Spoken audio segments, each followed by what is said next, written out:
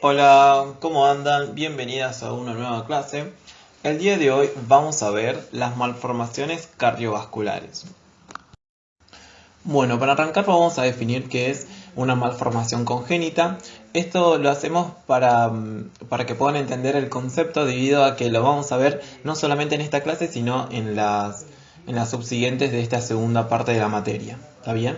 Bueno, una malformación congénita es aquella alteración anatomofisiológica que se da durante la embriogénesis. Es decir, hay un defecto en el desarrollo o en el crecimiento de ciertas estructuras durante la formación del embrión. Entonces, cuando se da este defecto en el desarrollo de ciertas estructuras, vamos a tener una malformación con la que el bebé va a nacer. ¿Está bien? Esto quiere decir que sea congénito, que nace ya con esta alteración. Bueno, respecto a las malformaciones cardiovasculares, estos son los defectos congénitos más frecuentes. Es decir, dentro del grupo de los defectos congénitos que encontramos, las malformaciones cardiovasculares son las más frecuentes, ¿sí? Como todo defecto congénito, las malformaciones cardiovasculares son de causa multifactorial. Esto quiere decir que hay varios factores que van a predisponer a que se dé estas malformaciones, ¿sí? Pueden llegar a ser factores genéticos, ambientales, químicos, mecánicos, infecciosos, etc. ¿Está bien? Y las malformaciones cardiovasculares pueden llegar a presentar o no síntomas en el momento del nacimiento. Es decir, el bebé en el momento en que nace puede llegar a presentar síntomas o no. Como vamos a ver más adelante, puede estar cianótico o no, ¿sí? Pero que no esté cianótico no quiere decir que tenga alguna malformación. ¿Está bien? Que sea cianótico quiere decir que nazca azul prácticamente, ¿sí? La cianosis es la coloración azulada, digamos, de la piel y mucosas. Y dentro de las malformaciones cardiovasculares encontramos varias formas.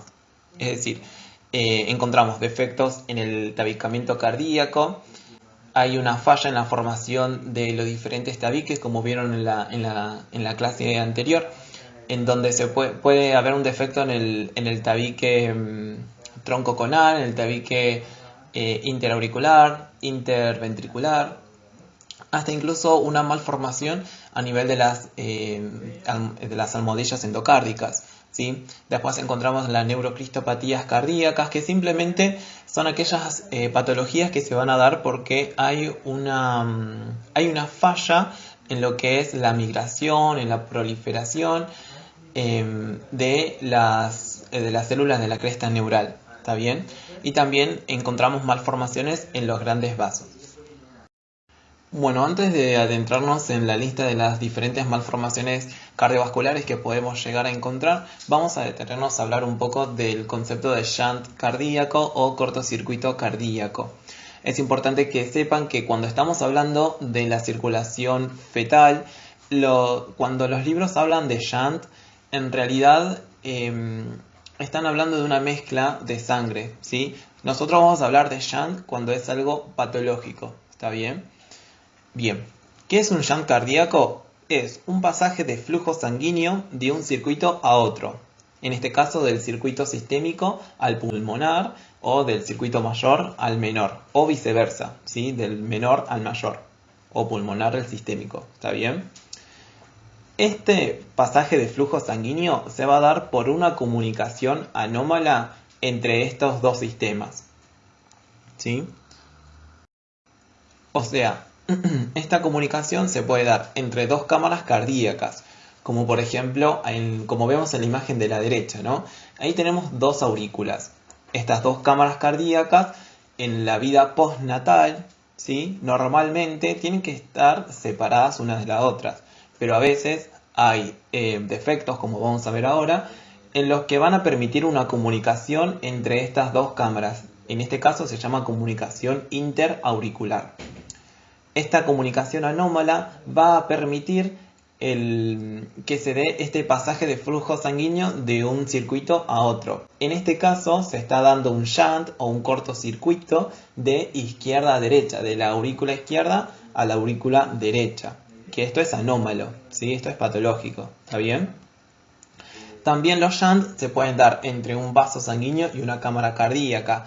Ahora, como cuando eh, avancemos con la clase, vamos a ver que eh, normalmente la aorta tiene que salir, digamos, del ventrículo izquierdo y la arteria pulmonar del ventrículo derecho. Hay una patología en la que la aorta sale del, perdón, del ventrículo derecho y la arteria pulmonar del ventrículo izquierdo. Esto es anómalo, ¿sí? Pero no deja de ser un shunt, ¿está bien?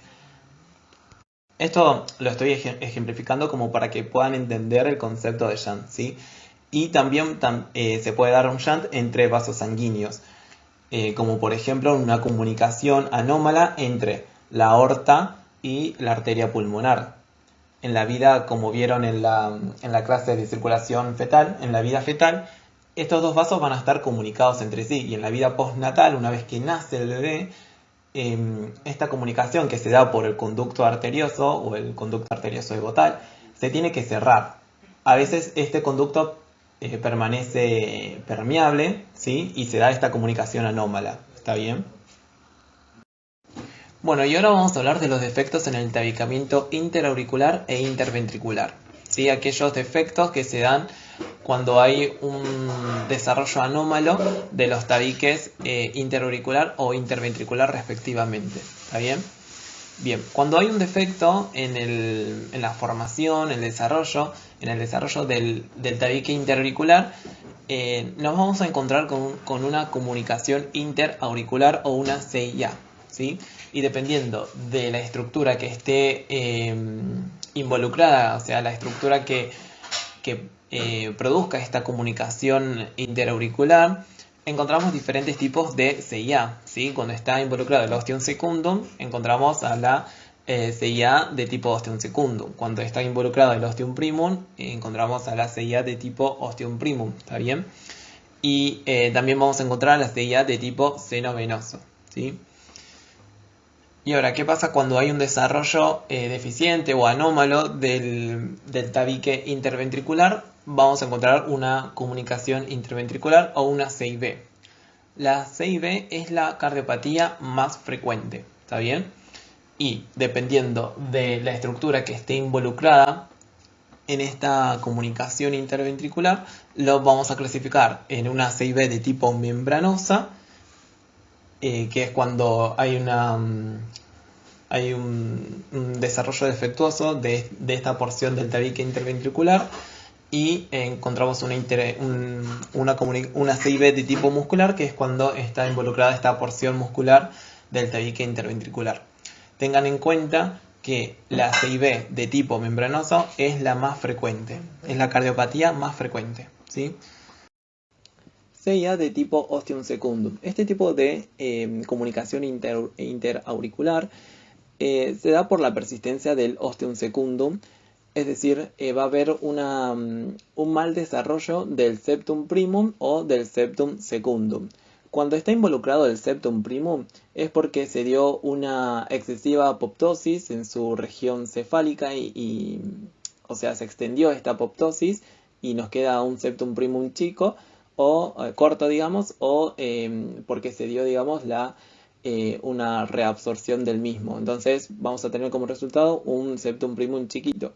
Y cuando se va a formar el septum secundum de manera normal, queda aún así este agujero permeable, ¿sí? Como vemos en las imágenes de B y en C, ¿sí? Ahí se puede ver un septum primum en color rojo, chiquito, y el septum secundum, que se formó bien, en color celeste. Entonces nos queda un agujero oval grande, ¿se entiende? Y el otro caso es en el que el septum primum se forma bien, la apoptosis también se da de manera adecuada, pero el que no se va a desarrollar es el septum secundum. Entonces nos queda un ostium secundum permeable. Ahí en la imagen, en D y en E, se puede ver esto claramente, que tenemos un septum primum solo y por lo tanto nos queda un agujero permeable, ¿sí? Permitiendo esta comunicación interauricular. Bueno, ¿y qué pasa con el shunt, el cortocircuito cardíaco? Bueno, cuando tenemos una comunicación interauricular, el shunt va a ser de izquierda a derecha, ¿está bien? Es decir, la sangre va a ir desde la aurícula izquierda a la aurícula derecha, o mejor dicho, desde la circulación sistémica a la circulación pulmonar, porque en sí es esto el shunt. Va a saltearse la circulación, ¿sí? Va a ir de la sistémica a la pulmonar en este caso. ¿Y por qué se va a dar de izquierda a derecha? Porque como ustedes ya habrán visto en la clase de circulación fetal y cambios postnatales, ahora la presión en las cámaras izquierdas del corazón van a ser más altas que en las cámaras derechas del corazón. Entonces es esto lo que va a permitir el flujo de izquierda a derecha. ¿Se entiende? Bien, ¿y qué va a pasar con la sangre? Bueno, la sangre que va a estar en la aurícula izquierda, que proviene de las venas pulmonares y que por lo tanto va a ser oxigenada, va a pasar a la aurícula derecha y se va a mezclar con la sangre carboxigenada que proviene de la vena cava superior y de la inferior y del seno coronario. Después, esta sangre se va a dirigir hacia el ventrículo derecho y del ventrículo derecho a los pulmones. Este tipo de shunt de izquierda a derecha, en el momento del nacimiento, no va a ser sintomático, ¿sí? Uno no se va a dar cuenta si uno le realiza, si uno le realiza una inspección física al neonato simplemente con mirarlo, no se va a dar cuenta de que tiene esta patología, porque no es una patología que dé cianosis de manera temprana. El bebé no va a nacer cianótico. Después, una vez que uno le realice una auscultación o una ecografía del corazón, ahí sí puede determinar que hay una comunicación interauricular. ¿Está bien? Pero en el momento del nacimiento uno no va a ver que está azul, sino que se va a poner rosadito como cualquier otro bebé que no tiene este tipo de cardiopatía. Si esta CIA, no se va a corregir con el tiempo, puede llegar a traer complicaciones. ¿Por qué? Porque los pulmones ahora van a estar recibiendo más sangre que lo que deberían manejar de manera normal. ¿Se entiende? Ahora, es decir, la aurícula derecha recibe sangre de la vena cava superior, de la inferior, del seno coronario y de la aurícula izquierda por esta comunicación que hay entre las dos. Lo mismo con el ventrículo derecho y lo mismo con los pulmones, ¿se entiende? Van a manejar volúmenes de sangre mucho más altos de lo que están preparados. ¿Se entendió? Y respecto a la CIA de tipo Ostium Primum, podemos ver que se va a dar la formación de ambos tabiques, es decir, del Septum Primum y del Septum Secundum, pero va a quedar un Ostium Primum permeable. Esto se debe a que, como ustedes saben, para que el Ostium Primum se ocluya totalmente, tiene que haber una colaboración por parte de las almohadillas endocárdicas. En este caso no va a existir tal colaboración y esto va a producir que se dé un Ostium Primum permeable. Entonces es así como se permite esta comunicación interauricular de tipo Ostium Primum. ¿Se entiende? Y en este tipo de comunicación interauricular, en este caso de tipo Ostium Primum, también se va a dar un shunt de izquierda a derecha, como lo expliqué en la anterior filmina. Bueno, y ahora vamos con la comunicación interventricular.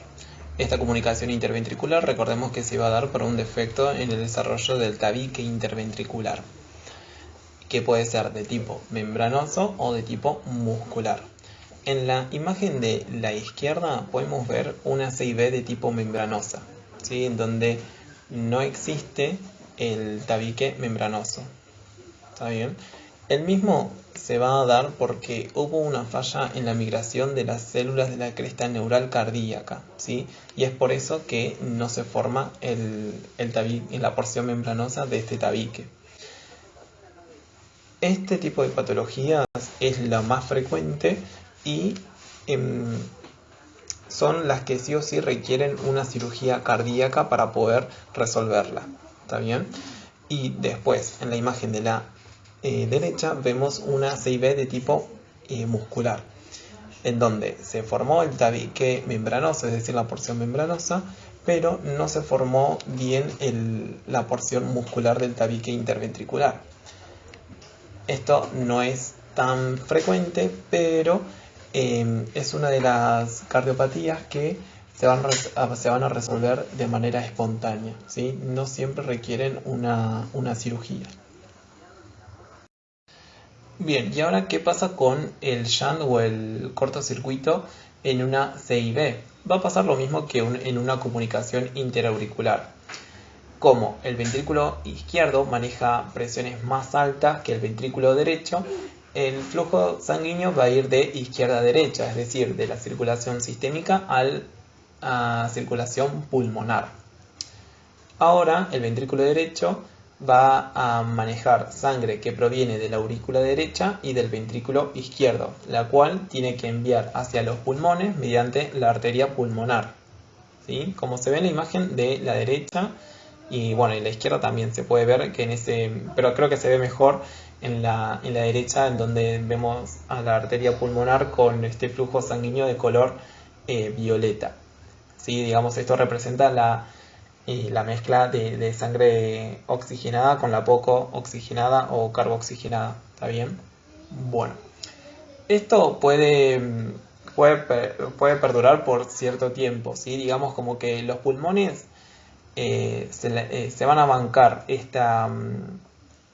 este volumen extra de oxígeno que está recibiendo, ¿sí? Recordemos que el ventrículo derecho ahora tiene que manejar volúmenes de sangre mucho más altos, que provienen del ventrículo izquierdo y de la aurícula derecha, y que son enviados hacia el pulmón. El pulmón por un tiempo se la va a bancar a este aumento de volúmenes, pero va a llegar un momento en el que no, y va a ofrecer cierta resistencia a este caudal de sangre, trayendo, bueno, complicaciones en los vasos pulmonares, pero a la vez, al ofrecer esta resistencia, ahora el ventrículo derecho tiene que hacer más fuerza para poder bombear esa sangre que se encuentra en su interior. Entonces, al tener que hacer más fuerza, los músculos del mismo van a hipertrofiarse para que pueda salir con más fuerza hacia el exterior, digamos, hacia los pulmones. Pero al ocasionarse esto, la presión dentro del ventrículo derecho va a ser mucho más alta que la del ventrículo izquierdo. Es decir, va a superar la presión del ventrículo izquierdo, de las cámaras izquierdas del corazón, por lo que se va a producir una inversión del shunt. Ahora el shunt va a ir de derecha a izquierda, es decir, de circulación pulmonar a circulación sistémica. Ahora el ventrículo izquierdo va a manejar sangre proveniente de la aurícula izquierda y del ventrículo derecho, que recordemos que al ventrículo derecho viene sangre carbooxigenada proveniente de la aurícula derecha. ¿Se entiende? Y ahora esta sangre carbooxigenada junto con la oxigenada va a ir a distribuirse a todo el organismo mediante la aorta, ¿sí? Trayendo también complicaciones y no olvidándonos de los pulmones, que también trae sus complicaciones por haber recibido tanto caudal de sangre. ¿Se entendió?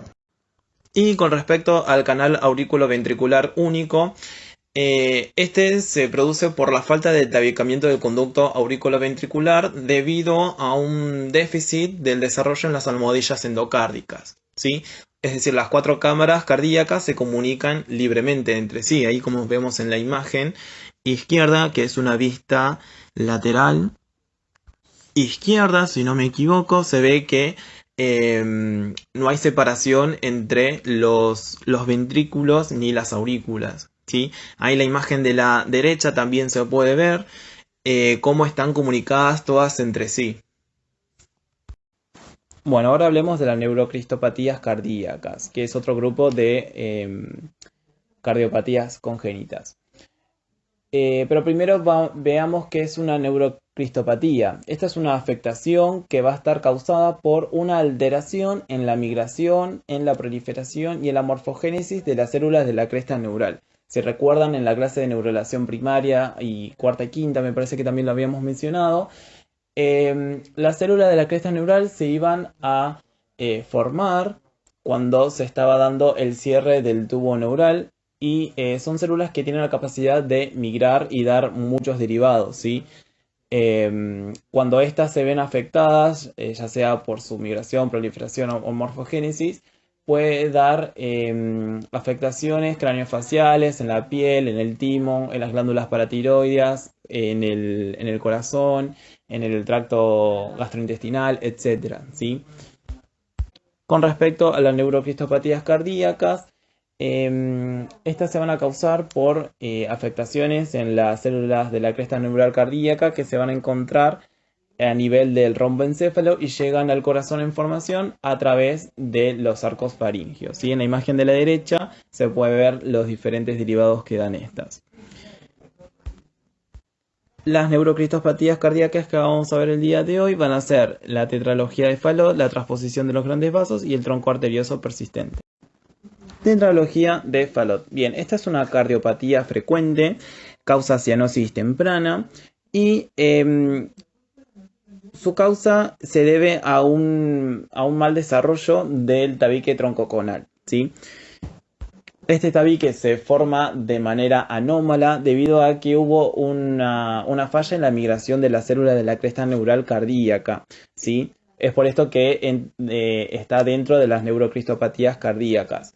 Capaz que en los libros ustedes lo encuentren en otra clasificación como malformaciones de los grandes vasos o bueno, también en las neurocristopatías. Sí, pero es importante que sepan que la tetralogía de Fallot se produce a causa de una falla en la migración de las células de la cresta neural.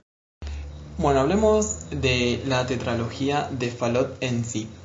Bien, esta habíamos dicho que se va a caracterizar por una división anormal del tracto de salida, que es cuando el tabique troncoconal, cuando se formó, se desplazó hacia el ventrículo derecho, dando como origen 4 defectos cardíacos, ¿sí? De ahí viene el nombre de tetralogía, ¿sí? Tetralogía hace referencia a 4 defectos cardíacos que se van a dar por esta división anormal del tracto de salida, que es cuando el tabique troncoconal se desplazó como para el ventrículo derecho, ¿sí?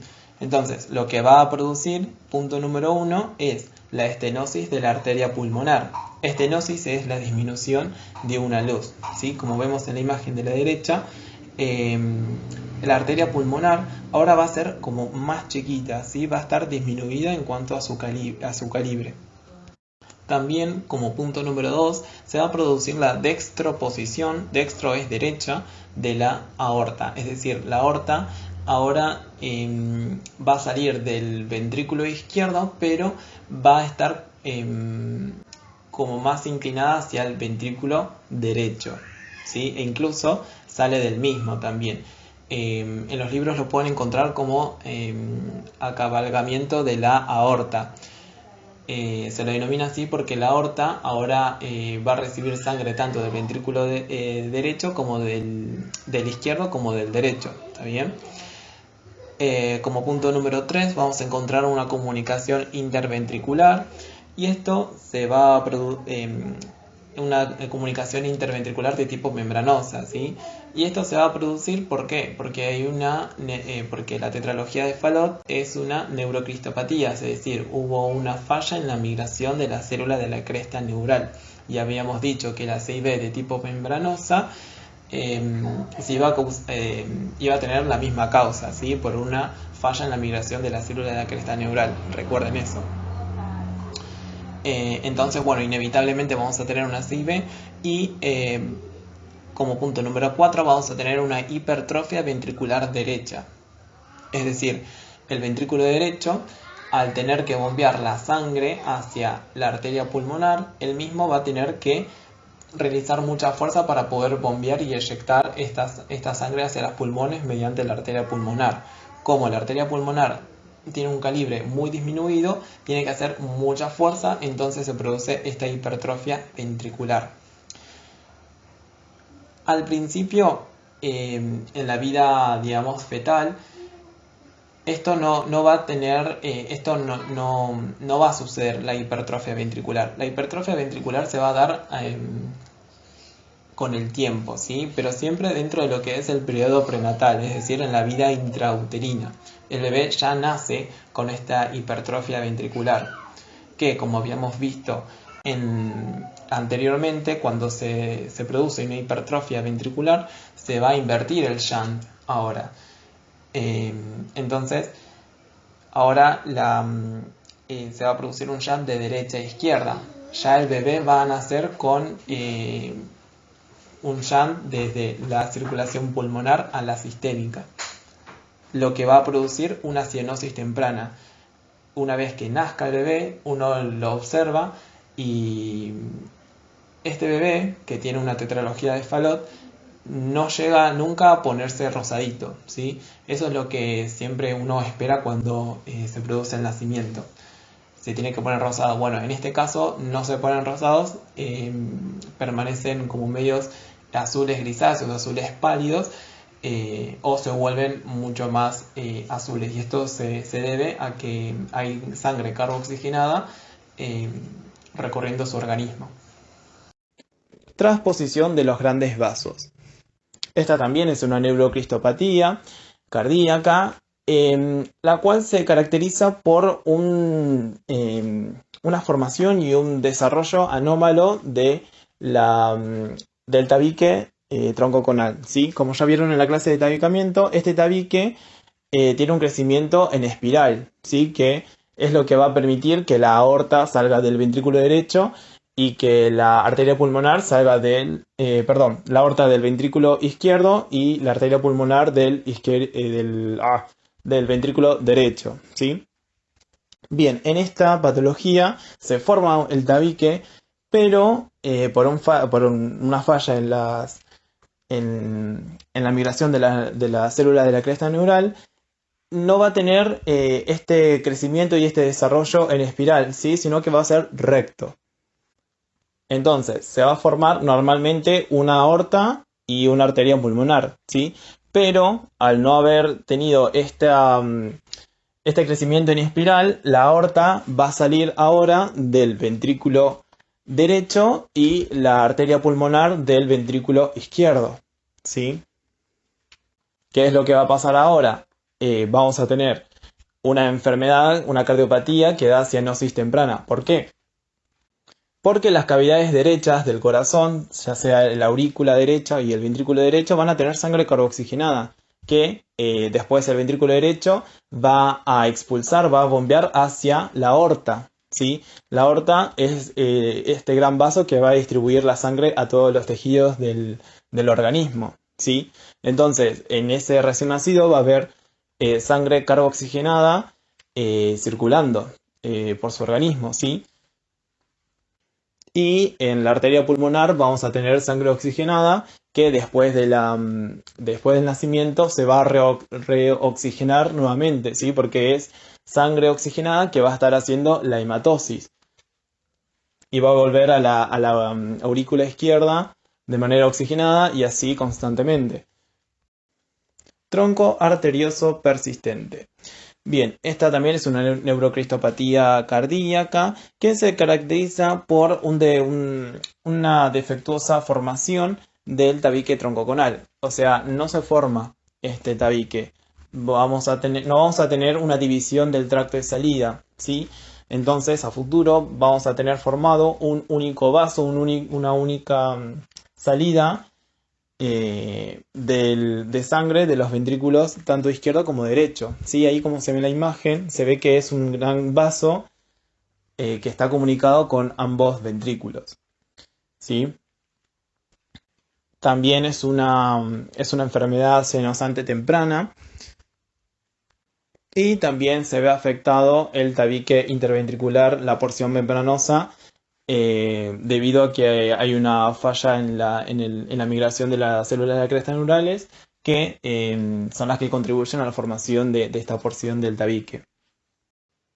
Con respecto a las malformaciones de los vasos sanguíneos, vamos a ver la persistencia del conducto arterioso, el cierre prematuro del conducto arterioso y la coartación de la aorta. Conducto arterioso persistente.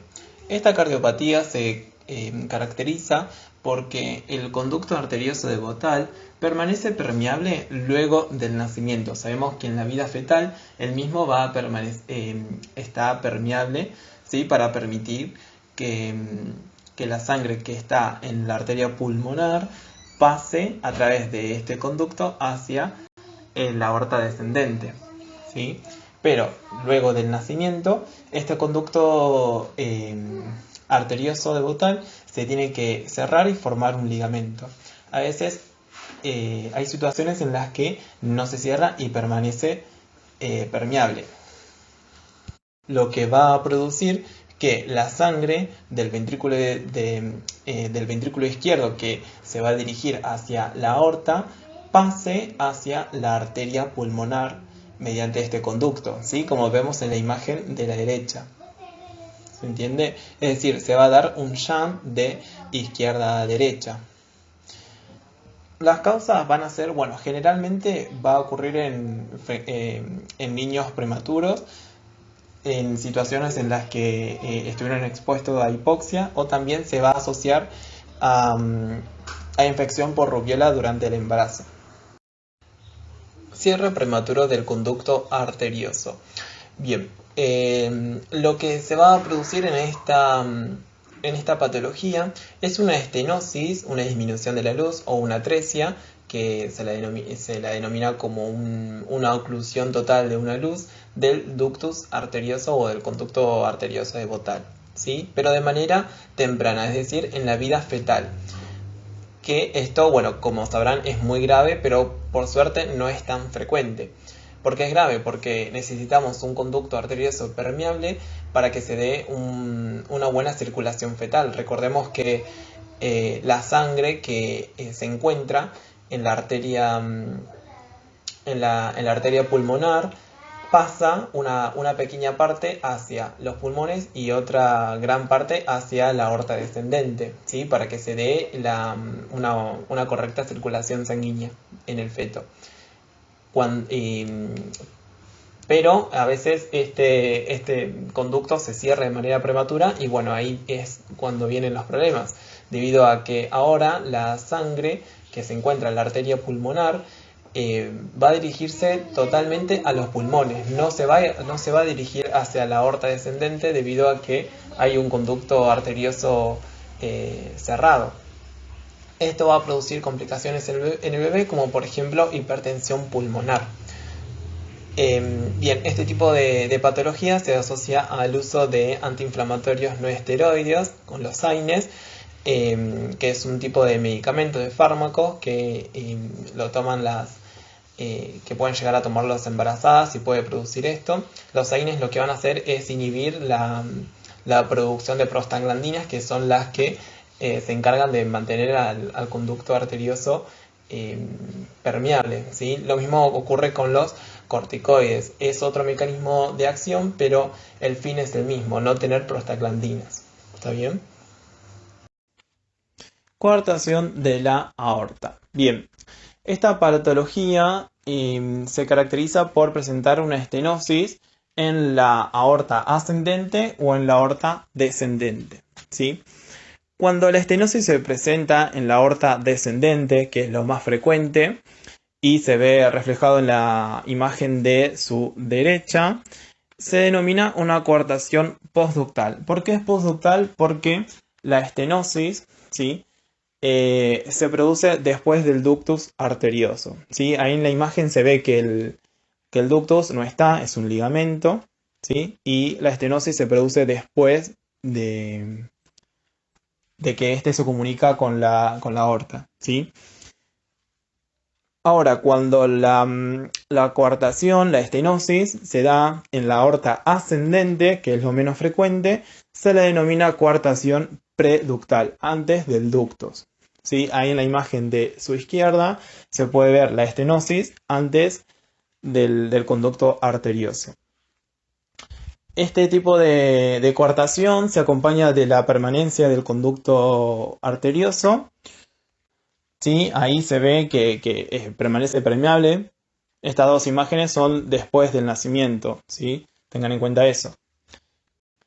Se mantiene permeable el conducto porque vieron que normalmente, y seguramente ya lo vieron en la clase de circulación fetal, cuando nace un bebé sano, normal, las grandes cantidades de oxígeno que ahora están circulando en todo el organismo y es, digamos, más notorio esto, porque el bebé ya está respirando, se produce la hematosis, etc.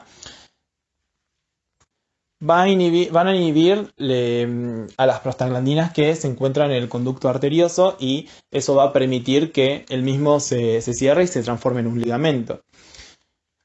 Acá en la coartación preductal, como está disminuido el calibre de la aorta ascendente, o sea, antes de la llegada al conducto arterioso, no es tanto el caudal de sangre oxigenada que llega al conducto arterioso.